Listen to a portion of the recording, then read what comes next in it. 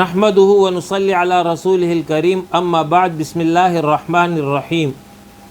نعمان بن بشیر رضی اللہ عنہ سے روایت ہے کہ میرے والد مجھے لے کر رسول اللہ صلی اللہ علیہ وسلم کی خدمت میں حاضر ہوئے تو عرض کیا، میں نے اپنے اس بیٹے کو ایک غلام ہبہ کیا ہے۔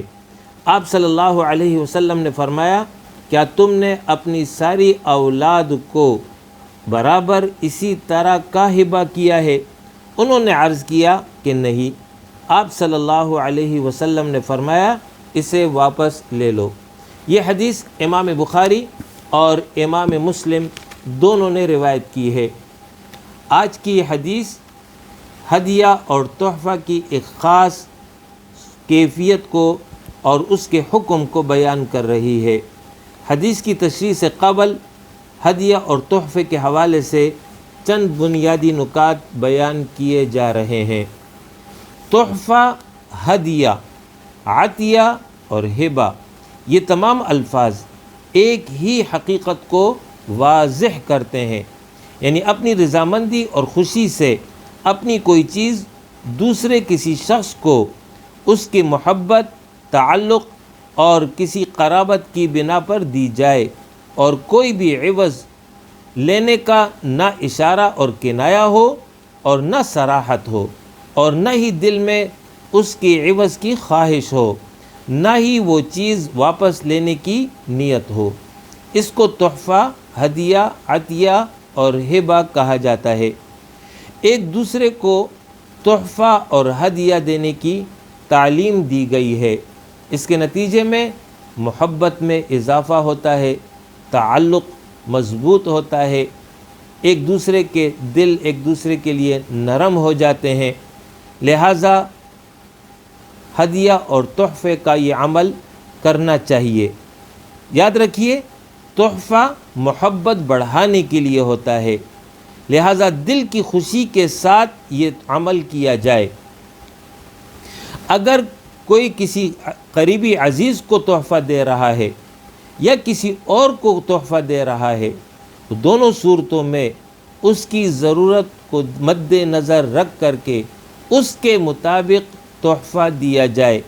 تحفہ میں بیکار اور ردی چیز نہ دی جائے۔ تحفہ اپنی حیثیت کے مطابق دیا جائے، اس مقصد کے لیے قرض نہ لیا جائے۔ شادی کے موقع پر، عیدین کے موقع پر، خوشی کی کسی بھی تقریب کے موقع پر، ایسی ہی اپنے جذبات کے اظہار کے طور پر کبھی تحفہ دیا جا سکتا ہے۔ حج اور عمرے کی ادائیگی کے بعد تحفہ دینا بھی محبت کا ذریعہ ہے۔ تحفہ میں اصل خلوص اور محبت ہے، لہٰذا دکھاوے سے اجتناب کرتے ہوئے اپنی حیثیت کے مطابق تحائف دیے جائیں۔ اور لینے والے کو بھی یہ تعلیم دی گئی ہے کہ ہدیہ اور تحفہ کو حقیر نہ سمجھے۔ آپ صلی اللہ علیہ وسلم نے فرمایا، جس کو خوشبو پیش کی جائے تو وہ اسے واپس نہ کرے، کیونکہ وہ ہلکا سا احسان اور اچھی خوشبو ہے۔ آپ صلی اللہ علیہ وسلم کی تعلیم یہ ہے کہ پڑوسن اپنی پڑوسن کے ہدیے کو حقیر اور معمولی نہ سمجھے، خواہ بکری کے کھر کا ایک حصہ ہی ہو۔ آپ صلی اللہ علیہ وسلم کی تعلیم یہ ہے، جس کے ساتھ کوئی بھلائی کی گئی اور اس نے بھلائی کرنے والے سے کہا، جزاک اللہ خیرا، اللہ تمہیں بہتر بدلہ دے، تو اس نے اس کی بہترین تعریف کی۔ جس نے لوگوں کا شکریہ ادا نہ کیا، اس نے اللہ کا بھی شکریہ ادا نہ کیا۔ جس شخص کو کوئی عطیہ دیا جائے اور پھر وہ کشائش پائے، یعنی مال کی وسعت پائے، تو اس کا بدلہ دے، اور جو کشائش نہ پائے، یعنی مال کی وسعت اس کے پاس نہ ہو، تو اس کی تعریف کرے، کیونکہ جس نے تعریف کی تو اس نے شکریہ ادا کیا۔ اور فرمایا، جس نے احسان کو چھپایا، یعنی کوئی کسی کے ساتھ احسان کر لے اور جواب میں نہ تو یہ اس کے ساتھ احسان کرے اور نہ ہی اس کا شکریہ ادا کرے، تو فرمایا کہ اس نے ناشکری کی۔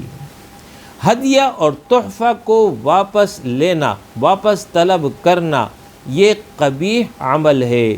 اس شخص کی مثال جو عطیہ دے کر واپس لے کتے کی طرح ہے، جو کھاتا رہتا ہے حتیٰ کہ پیٹ بھر جائے تو قے کر دیتا ہے، پھر اسے کھانے لگتا ہے۔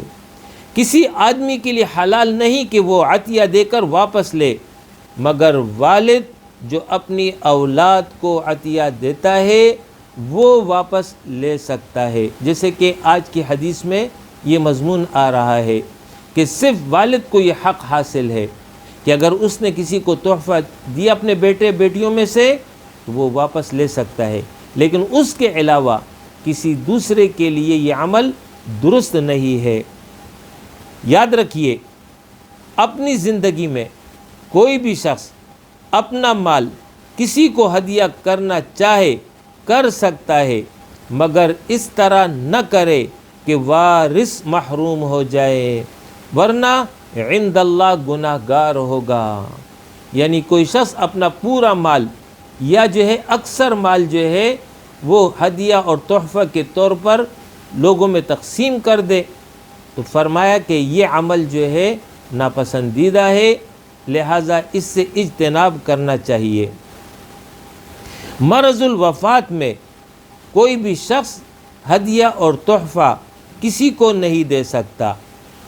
اگر کوئی شخص اپنی زندگی میں اپنا مال وارثوں میں تقسیم کرنا چاہتا ہے تو پھر یہ یاد رکھیے کہ یہ ہبہ ہدیہ ہے، یہ ترکہ نہیں ہے۔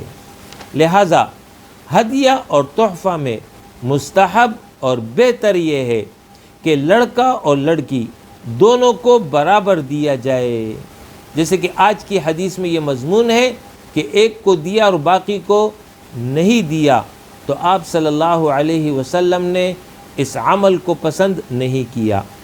البتہ یہ بات سمجھ لیجئے کہ اگر اولاد میں ایک ضرورت مند ہو تو اسے دوسرے کو بنسبت زیادہ دیا جا سکتا ہے، بلا وجہ بلا سبب اس طرح نہ کرے۔ اسی طرح ایک کو دینا اور دوسرے کو نہ دینا یہ عمل جو ہے مناسب عمل نہیں ہے، ورنہ اس کے نتیجے میں رقابت اور حسد پیدا ہوگی۔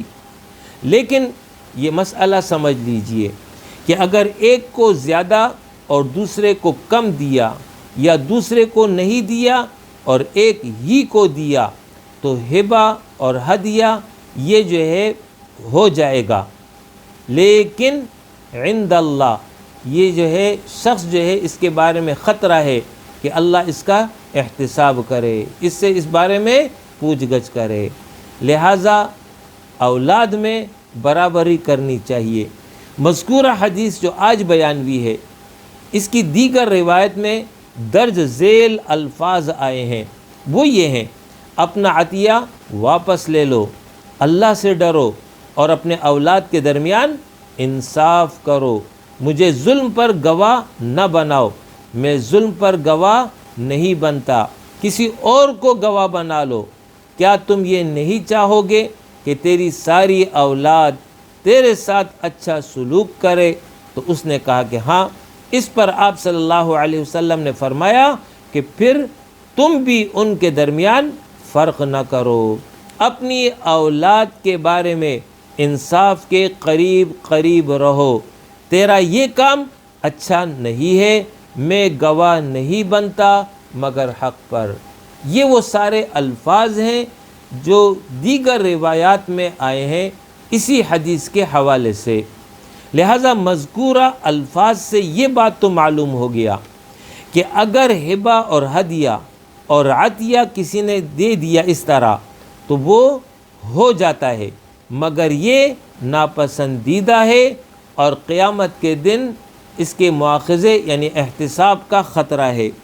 اسی بنا پر ہمارے امام احمد بن حنبل، امام اسحاق بن راہوے، امام بخاری، امام داؤد ظاہری اور امام ابن حزم کا مسلک اور تحقیق یہ ہے کہ ایسا کرنا حرام ہے، لہٰذا ان کے نزدیک یہ عمل درست نہیں ہوگا۔